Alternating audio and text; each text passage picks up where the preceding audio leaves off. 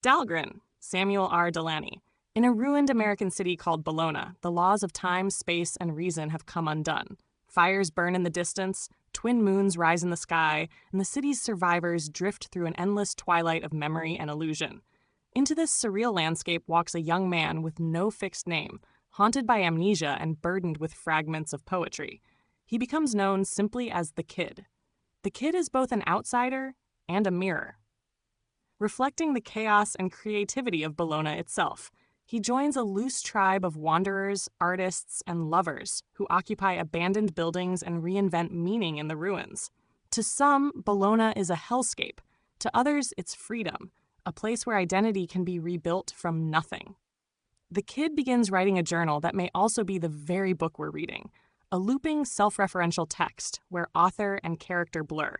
He becomes involved with a woman named Lanya, a poet like himself, and later with Denny, a troubled youth. These shifting relationships are passionate, tender, and violent, echoing the instability of the world around them. The streets teem with gang members called the Scorpions, who follow their own fluid codes. Yet even their menace feels dreamlike, more symbol than threat. In Bologna, reality is pliable.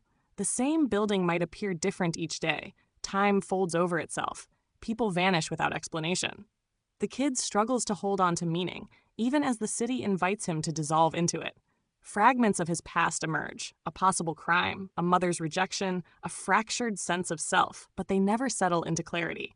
Instead, Delany turns the story inward, exploring how language shapes identity, how memory and desire construct reality. The Kid's notebooks fill with poems and sketches that reflect Bologna's disordered beauty. He becomes both observer and creator, both prisoner and god of his own perceptions. As the novel spirals forward, the line between inside and outside breaks completely. The Kid's words, the city's shifting forms, and the reader's own experience merge. Dhalgren becomes less a story than a state of being, a meditation on consciousness, race, sexuality, and the act of making art in a world that no longer has fixed rules. By the end, nothing is resolved. The Kid walks on, still writing, still searching. As Bologna remains suspended between dream and decay, meaning is neither lost nor found. It simply transforms. Samuel R. Delany's Dhalgren is a labyrinth of language and imagination, a mirror that reflects not the end of civilization, but the strange, luminous possibility that lies beyond it.